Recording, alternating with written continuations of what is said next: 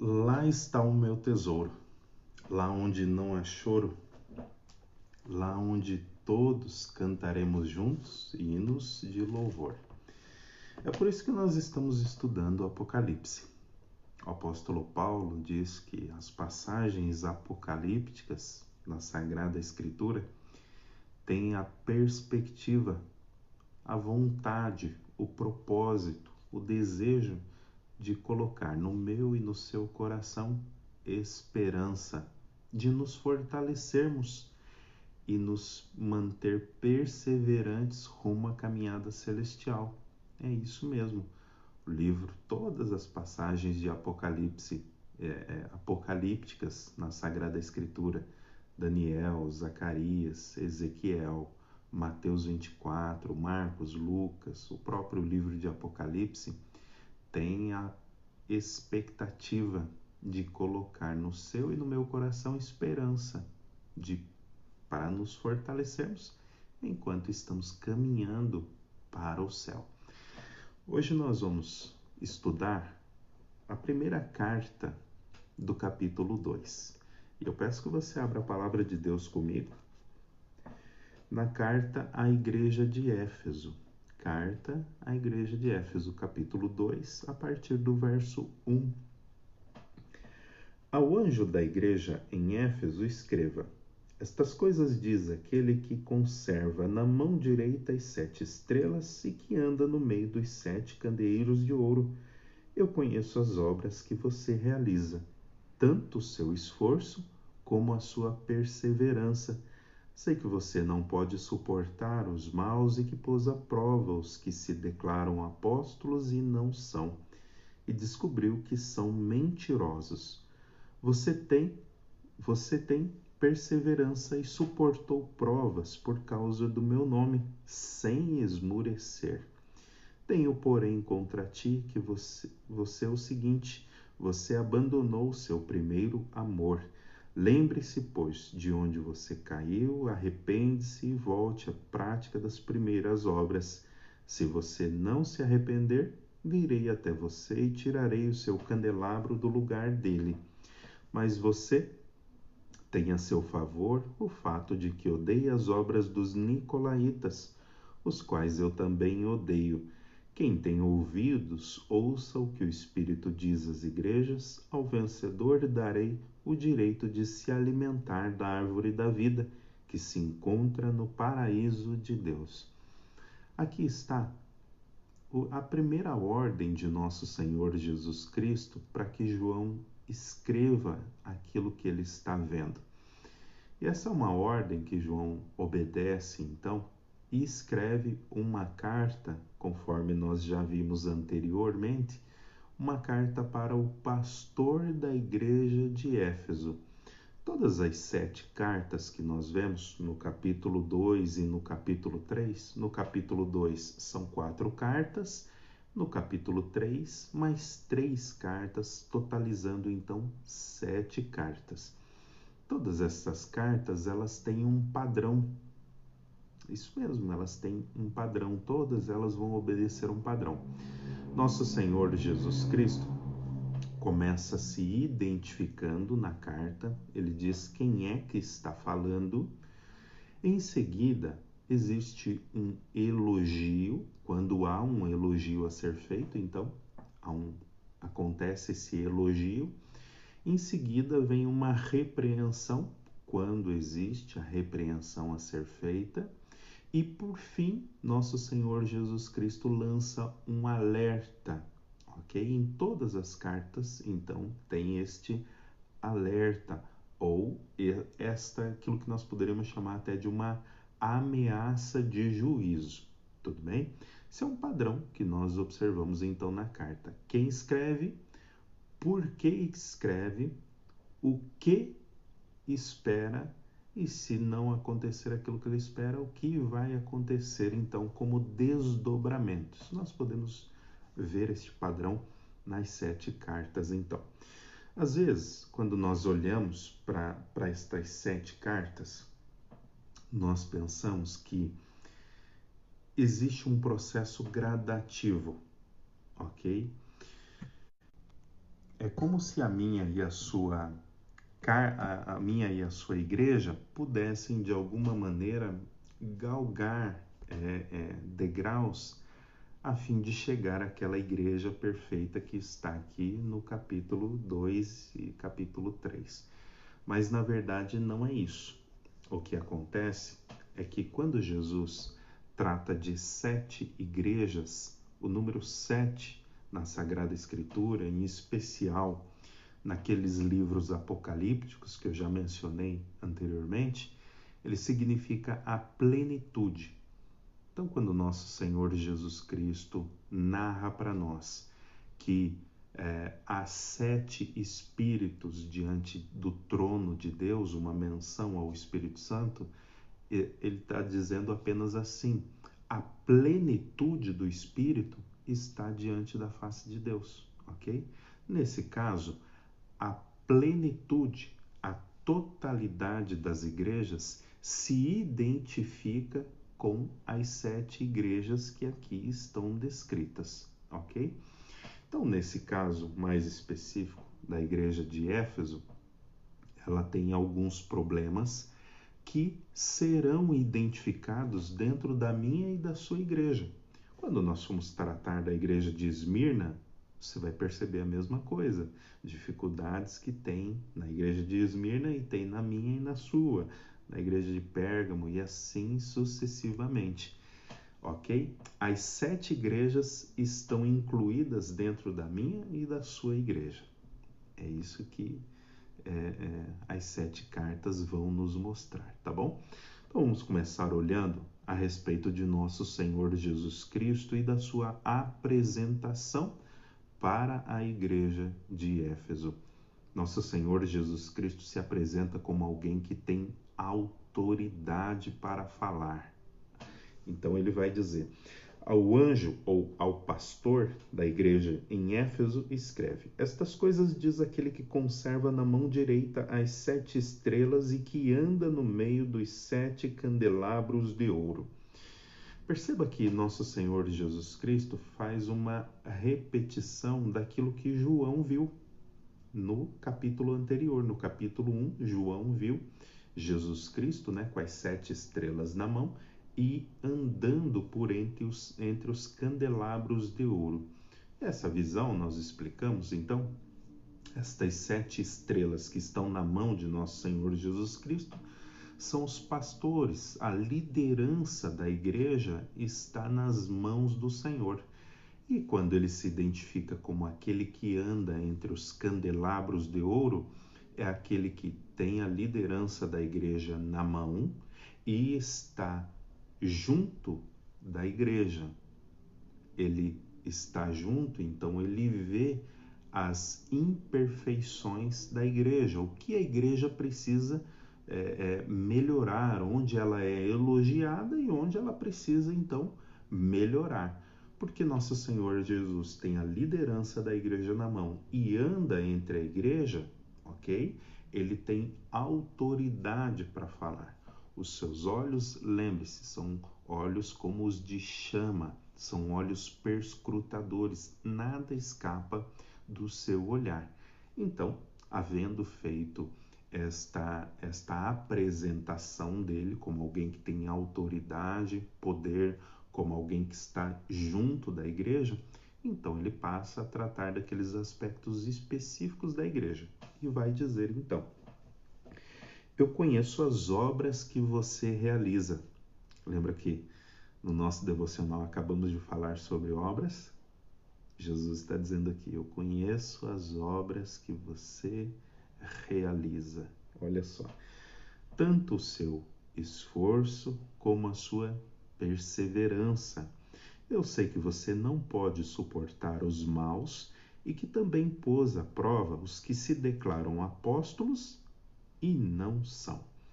E descobriu que são mentirosos. Você tem perseverança e suportou provas por causa do meu nome, sem esmurecer. Quero que você saia agora desse verso 3 e vá comigo no verso 6, porque ali ainda continua nosso Senhor Jesus Cristo elogiando a igreja. Verso 6. E ele diz assim: mas você também tem a seu favor o fato de que você odeia as obras dos nicolaítas, as quais eu também odeio. Então, verso 2 até o verso 3 e o verso 6 é o nosso Senhor Jesus Cristo falando a respeito de aspectos positivos desta igreja. Éfeso, como você bem sabe, é uma igreja extremamente importante para nós. Você vai perguntar por quê, pastor? Bom, Éfeso ela teve como pastor Timóteo, ela teve como pastor Paulo, ela teve como pastor o apóstolo Pedro. Apolo passou por essa igreja e uma das coisas mais importantes que eu julgo a respeito da história desta igreja, ela foi pastoreada por João, o apóstolo que escreve esta carta. Quando é liberto da ilha de Patmos, João volta a congregar nesta igreja, ele volta como ancião desta igreja. Junta-se a isso o fato de que nessa igreja a mãe do nosso Senhor Jesus Cristo congregava ali. Maria, mãe do Senhor, congregou também na igreja de Éfeso. Então, Éfeso tem uma história interessante, uma história bonita. Sendo pastoreada, então, por grandes homens de Deus, é natural que Éfeso, a igreja de Éfeso, então, fosse uma igreja ortodoxa, uma igreja fiel, uma igreja perseverante, né? Então, se você, como diz Jonas Madureira, né?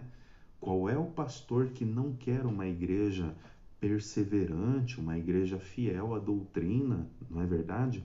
Uma igreja que trabalha, que identifica heresias, que identifica homens maus, não é? Que pastor que não queria uma igreja assim, diz Jonas Madureira. Nosso Senhor Jesus Cristo não queria uma igreja assim.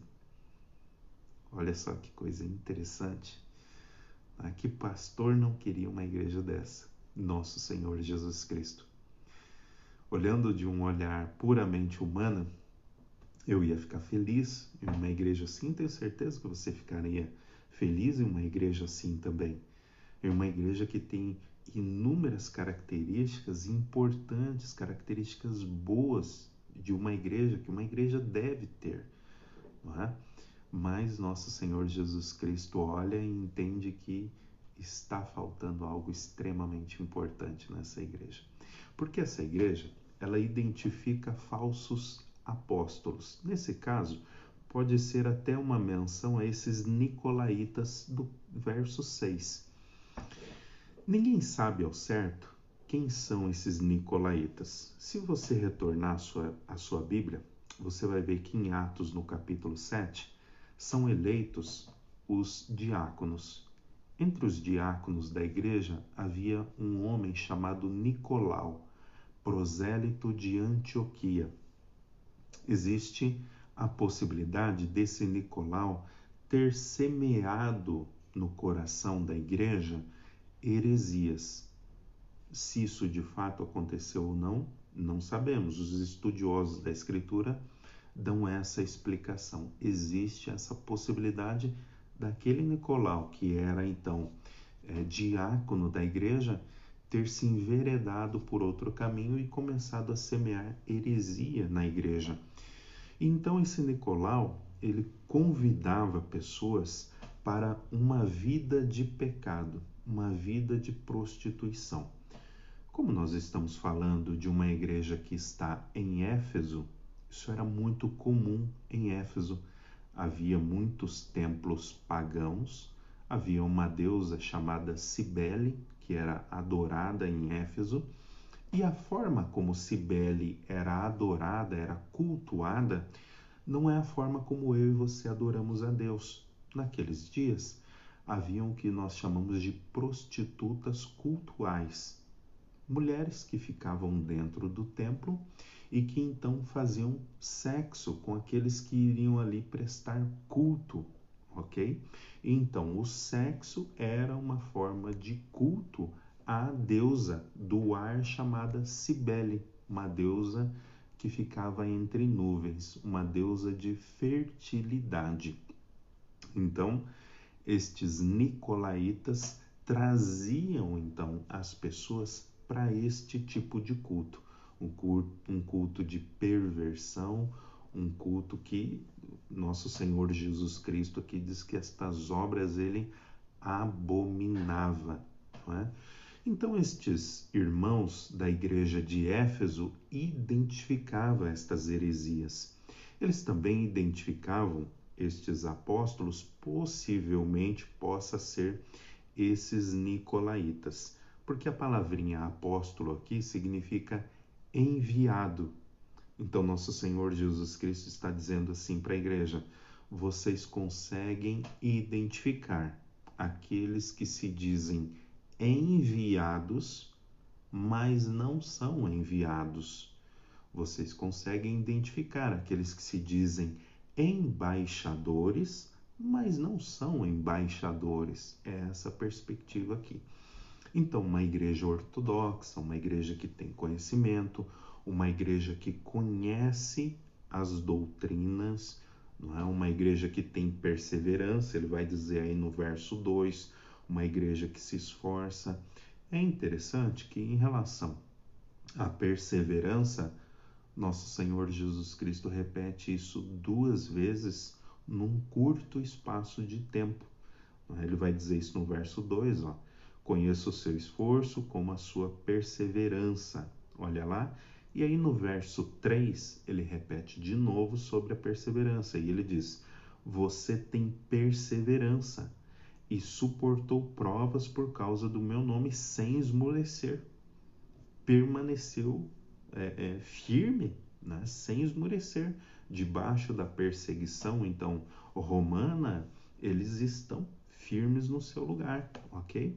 É uma igreja que tem pontos positivos e que pode ser identificado certamente na minha e na sua igreja.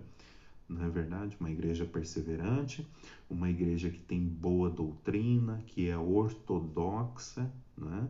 Uma igreja que trabalha, uma igreja que faz as coisas direitinho, que identifica aquilo que é falso, aquilo que é o erro e não se compromete com aquilo, não participa daquilo, né? Características que muitas vezes podem ser encontradas na nossa igreja. Porém, tem tudo isso, mas não tem o principal. Nosso Senhor Jesus Cristo diz: tem tudo, mas não tem o principal, né? É uma igreja criteriosa, mas não tem o principal. É uma igreja que aplica critérios para olhar os seus pregadores, para olhar os seus pastores, para cuidar. É uma igreja criteriosa no trabalho, no desenvolvimento. É uma igreja que trabalha, ok? É uma igreja que trabalha e trabalha bastante. É uma igreja que está debaixo de perseguição e permanece ali firme, porém não tem o principal. Nosso Senhor Jesus Cristo agora vai dizer o que é este principal. Ele vai dizer: eu tenho, porém, contra ti. Perceba a estrutura, ele se identifica, daí ele elogia, agora ele vai tecer uma crítica feroz. Ele vai dizer: tenho, porém, contra você o seguinte: você abandonou o seu primeiro amor. Essa estrutura do verso 4 deve ser entendida não como o primeiro amor lá daqueles dias quando nós nos convertemos. Geralmente isso é entendido dessa maneira, mas não é essa a perspectiva, entende? Não é aquele amor lá do primeiro dia que nós nos convertemos. Lembra como você era no primeiro dia, na primeira semana, no primeiro mês, no primeiro ano da sua conversão? Lembra como você era? Eu lembro muito bem como eu era. Não havia muito conhecimento, não havia muito tato. Nós éramos meninos, bebês na fé. É verdade ou não é? Claro que é, você sabe que é. Será que nosso Senhor Jesus Cristo está dizendo que eles devem voltar a este momento? Não. Não é um retorno a este momento. em que nós éramos bebês na fé, em que nós éramos crianças, em que nós não tínhamos muito conhecimento, éramos nécios, não é essa a expectativa. Mas é que esta igreja, ela tinha tudo e ela não tinha o amor que vinha antes destas coisas. Então ela era uma igreja criteriosa, ela era uma igreja que trabalhava, mas ela não tinha o amor que vinha antes. Ela era uma igreja que identificava as heresias, os falsos ensinos, mas ela não tinha amor antes destas coisas.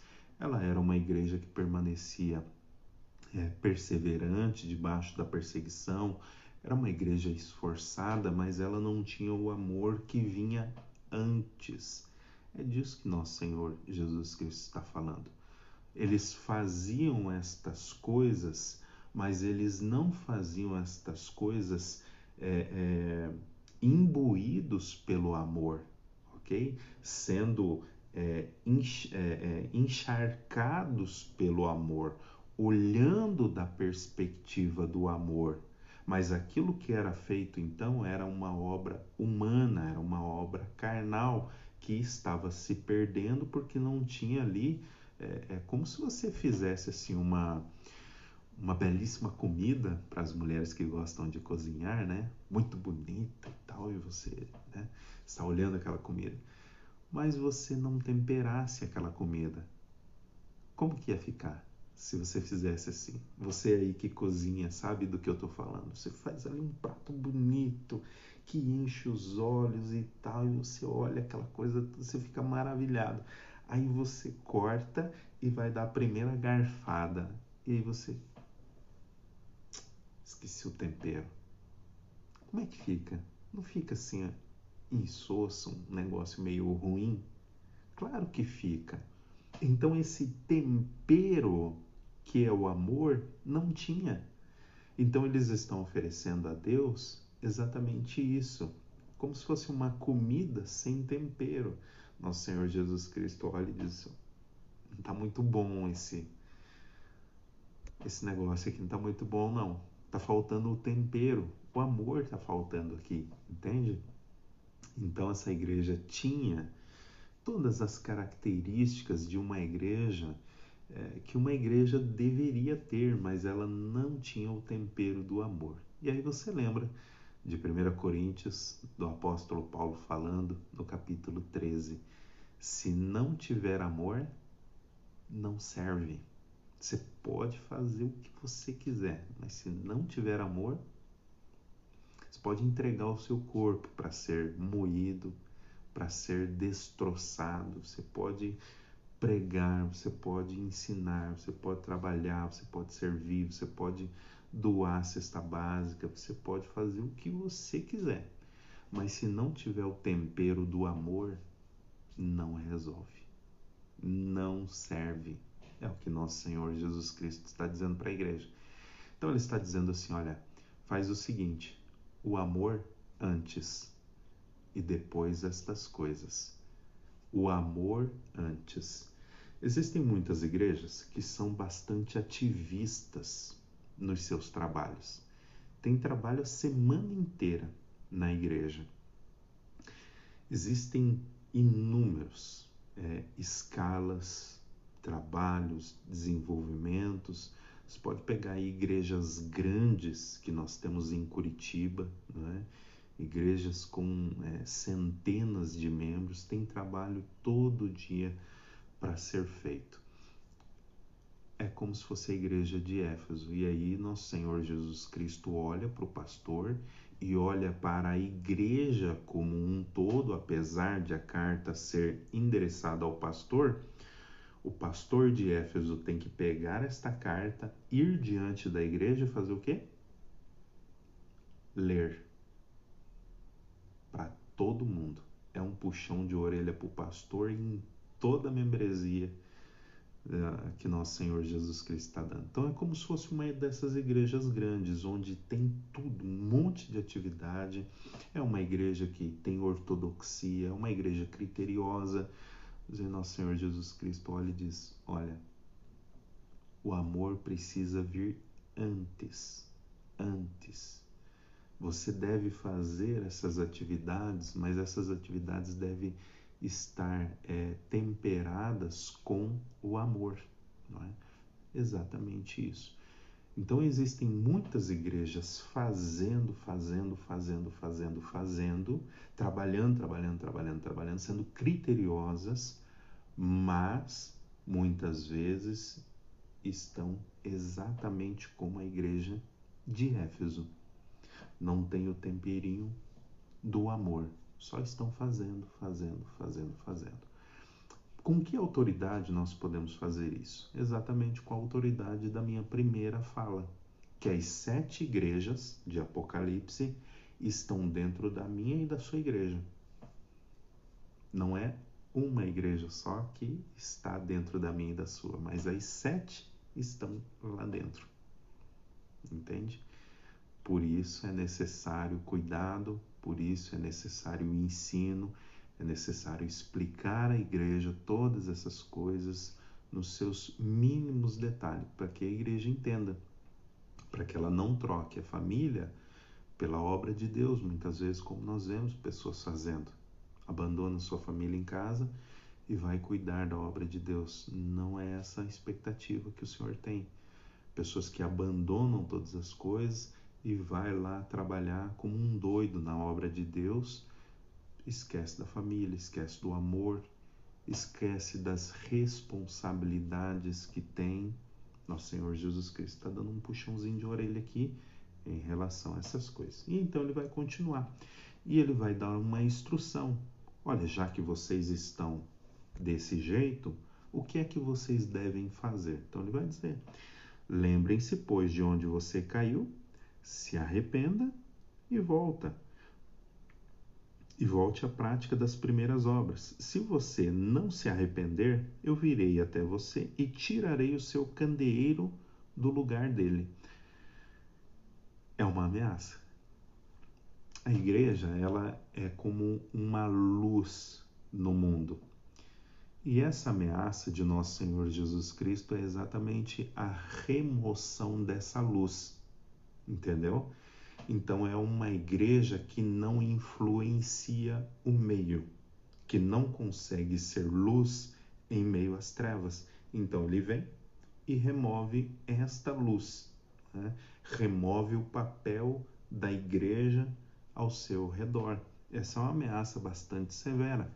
Então ele diz: olha, você reconhece que você está nesse estado, que você está fazendo, mas que não está fazendo por amor, que você está fazendo por obrigação, que você está fazendo para ser visto, que você está fazendo para ser elogiado pelo pastor, pela liderança, você está fazendo para ser elogiado pelos diáconos, pelos presbíteros. Você está fazendo estas coisas para receber elogio da sua mãe, do seu pai, receber elogios das pessoas à sua volta? Está errado. Você está fazendo estas coisas para que as pessoas da igreja olhem para você e dizem: nossa, que homem santo, nossa, que mulher santa, nossa, que homem trabalhador, que mulher trabalhadora na obra. Se você está fazendo estas coisas desta perspectiva, e você, quando sonda o seu coração, você sabe disso, nosso Senhor Jesus Cristo está dizendo para você: olha, amor antes, ok? Se não está havendo amor antes, você deve se arrepender, colocar amor antes, identificar-se com aquele que sofre, sofrer com aquele que sofre, chorar com aquele que chora, atender e atender com amor, entende? Fazer o trabalho, o mesmo trabalho, com carinho, com amor, mesmo quando ninguém está olhando, mesmo quando ninguém está vendo você, entendeu? Porque você está fazendo para o teu Senhor, que tem olhos perscrutadores, que vê todas as coisas. Porque você está fazendo para Ele, então, agora sim estas coisas estão começando a tomar o caminho direito. Você já não faz mais por obrigação. Você faz porque você recebeu dons e você quer abençoar as pessoas com estes dons que Deus deu a você. E Deus então olha você servindo, trabalhando com os dons que Ele te deu, e Ele também fica feliz. Percebe? A perspectiva começa a mudar. Perceba que há muitas pessoas, e agora vai uma crítica severa do pastor Fabiano, porque isso está errado, não faça isso. Há muitas pessoas que vão fazer o trabalho e o que elas fazem? Você sabe que o que eu estou falando é verdade. Eu não estou falando mentira, você sabe que é verdade. Você sabe muito bem que é verdade. As pessoas vão fazer o trabalho, o que elas fazem? Pega a câmera do celular, vira e começa a tirar foto de tudo. Está entregando uma cesta básica, pega a câmera e começa a tirar foto. Aonde que está isso na Escritura? Aonde que você viu os apóstolos fazendo isso e nosso Senhor Jesus Cristo ensinando esse tipo de coisa? Não tem. Então a pessoa está fazendo obras de piedade, e aí eu vou ser fera mesmo agora nessa crítica. A pessoa está fazendo obra de piedade e o que elas fazem, minha irmã, meu irmão? Pega a câmera, vamos tirar foto, vamos postar no Facebook, no Twitter, no Instagram. Não é assim que as coisas estão acontecendo? Mas é isso que nosso Senhor Jesus Cristo recomenda para você fazer? Você está fazendo para ser visto. Você é um fariseu. Você está fazendo obras por obrigação, você está fazendo obras para ser visto, você está fazendo obras para ser elogiado. Nossa, como trabalha muito! Nossa, como é santo!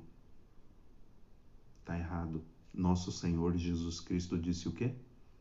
Não saiba a tua mão o que a outra fez. Não é assim? Não fique tocando trombeta diante de ti quando você faz obras de misericórdia. Quantas vezes nosso Senhor Jesus Cristo criticou isso na Sagrada Escritura? Então isso é um erro crasso. Não faça isso na sua igreja, não faça isso se você é um membro da sua igreja. Escute, se você é um membro da sua igreja e seu pastor diz para você fazer isso, desobedeça. Não faça esse tipo de coisa, porque isso está errado. Se você lê a sua Bíblia, você vai ver que isso está errado. Fazer obras de misericórdia, tirar foto para postar para o mundo inteiro, isso está errado. Está entregando uma cesta básica e está tirando foto da pessoa, isso está errado. Não pode ser feito isso. Por que as pessoas estão fazendo isso? Porque querem ser vistas. Porque querem elogio dos homens. O que nosso Senhor Jesus Cristo diz, meus irmãos? Bom, vocês já receberam o que vocês buscavam, apenas elogio dos homens, mas não tem elogio dele. Não façam isso. Não façam isso. Trilhem direitinho o caminho do bem. E o caminho do bem é fazer as obras com amor. E fazer as obras com amor é fazê-las em primeiro lugar para nosso Senhor Jesus Cristo. Não é fazê-las por obrigação, não é fazer para receber tapinha nas costas de outros homens, elogios de outros homens. Isso é um erro grave na Sagrada Escritura. Nós fazemos e fazemos para nosso Senhor Jesus Cristo, porque Ele anda entre a igreja e vê as obras da igreja, não é? Olha que maravilhoso isso. Eu não sei você, mas eu prefiro que Deus veja as minhas obras do que os homens. Eu prefiro que Deus me elogie, prefiro receber elogios de Deus. Prefiro que Jesus chegue para mim e diga, Fabiano, que benção. Prefiro isso do que os homens, do que receber elogios dos homens e Deus olha para mim e Fabiano, isso aí eu prefiro de Deus, entende? Então a perspectiva está errada, precisa mudar. Fique atento com essas coisas, não é? Então, nosso Senhor Jesus Cristo chama ao arrependimento. Lembra-te, então, e volta. Amor primeiro, depois a obra. Amor primeiro e depois a obra, às vezes implica em não trabalhar tanto. Isso mesmo. Às vezes implica em não trabalhar tanto, em não trabalhar que nem um louco. É isso. Entende? é dar a atenção devida, o cuidado devido, orar, instruir, discipular. E estas coisas dão trabalho, fazer as coisas com um jeitinho completas, né? Essas coisas dão muito trabalho. Então, às vezes, fazer com amor vai levar você a fazer menos, mas com certeza com muito mais carinho, com muito mais como que nós poderíamos usar aqui a palavra, com muito mais destreza, entende? Às vezes implica em fazer menos, às vezes implica em não se cansar tanto, entende? Então, pense dessa perspectiva. Nosso Senhor continua então e vai dizer, o verso 6, nós lemos antes, como faz parte então daquela estrutura de elogio, né? Então nós já vimos. Agora o verso 7, ele vai dizer, quem tem ouvidos, ouça o que o Espírito diz às igrejas. Ao vencedor, darei o direito de se alimentar da árvore da vida, que se encontra no paraíso de Deus. Quem é o vencedor? Aqueles que têm as obras boas da igreja de Éfeso, mas que têm amor primeiro. Entende? As obras e o amor primeiro, ou o amor e aquelas obras que são identificadas na igreja de Éfeso. Então esse é o vencedor. É esse que nosso Senhor Jesus Cristo está dizendo que vai se alimentar da árvore da vida, não é? Então, uma recompensa que é prometida para aquele que tem amor, que é criterioso, que identifica o erro, que identifica a heresia, que identifica homens maus, que faz o trabalho que Jesus explicou na Sagrada Escritura que deveria fazer. Então, esta pessoa vai se alimentar, está aqui a promessa, vai se alimentar da árvore da vida, uma recompensa, então, de vida eterna, uma recompensa de estar para sempre com o Senhor, uma recompensa. Você já pensou, já conseguiu imaginar isso? Né? Você entrando pelos portais celestiais e nosso Senhor Jesus Cristo vindo ao seu encontro. Você já pensou nessa imagem? De repente você olha o teu corpo, um corpo glorificado, um corpo eterno, brilhando, você olha o brilho de nosso Senhor Jesus. Você já pensou nisso? E aí ele olha para você e diz, vinde, bendito do meu Pai, porque o reino está preparado para você, porque você amou, você perseverou, você trabalhou, você buscou me honrar. Já pensou nessa imagem? É a imagem que vai sendo trabalhada aqui agora, né? Você identificou o erro, você não compactuou com o erro, entende? Você fez as coisas com amor, com carinho, entende? É isso que está sendo exortado a igreja aqui então. O amor que vem antes de todo o trabalho. Não é então fazer por fazer, não é um trabalho que você faz por obrigação. Ah, não, vou fazer agora porque nosso Senhor Jesus Cristo está olhando. Não é isso. Vou fazer porque o pastor está olhando. Vou fazer para receber tapinha nas costas do pastor, do presbítero, do diácono, dos irmãos da igreja. Está reprovado. Se fizer assim, está reprovado. Amor antes. Isso implica que às vezes as pessoas não vão estar vendo. Isso implica que às vezes você não vai receber elogiozinho, não vai receber afagozinho, entendeu como é que é? Não vai receber, olha, não vai lá na frente, na igreja, entendeu? Ninguém vai dizer, olha, o irmão aqui fez tudo isso durante o ano, vamos bater palma para ele. Pá, pá, pá, pá, pá. Todo mundo bate palma. Às vezes não vai ter isso, entendeu? Às vezes vai fazer as coisas quietinho e só Jesus está olhando. Só Jesus que está vendo, entendeu? Então ele está dizendo para você, continue, persevere, louvado seja o Pai, porque você está fazendo isso por mim, está fazendo por amor, não é para os homens, não é para reconhecimento, está fazendo para mim, né? Então você recebe a recompensa de Deus. É isso, nosso Senhor Jesus Cristo termina aqui esta carta, então, para a igreja de Éfeso, ok? E chama a igreja, então, ao amor primeiro, antes de todas as obras. Tem gente que nem tem amor e nem tem obra também, né? E aí, pastor, como é que fica esse caso? E gente que não tem nem amor e nem obra também, como é que fica? Tem que se arrepender e voltar do mesmo jeito. Tem que se arrepender e voltar às práticas, às primeiras práticas, as práticas com amor e as práticas primeiras ensinadas por nosso Senhor Jesus Cristo, que chama a mim e a você para servir. Servir, serviço, trabalhar para os outros sem esperar recompensa. Não é? Aí está uma das boas características da vida cristã. Trabalhar para servir os outros sem esperar recompensa. Muitas vezes as outras pessoas, olhando para a forma como você trabalha e como você faz as coisas, sabe o que elas vão fazer? Vão se sentir impelidas a fazer o mesmo que você faz pelo seu exemplo, sem você pedir, sem você mandar. Lembra que é um canteiro de obras? Existem muitas coisas para serem feitas. Aqueles que são do Senhor vão identificar as coisas que precisam ser feitas e vão fazer. E vão fazer com carinho, vão fazer com amor. Que Deus abençoe você. Que Deus abençoe muito a sua casa e ajude você a trabalhar para Ele sempre com muito amor, com muito carinho, com dedicação.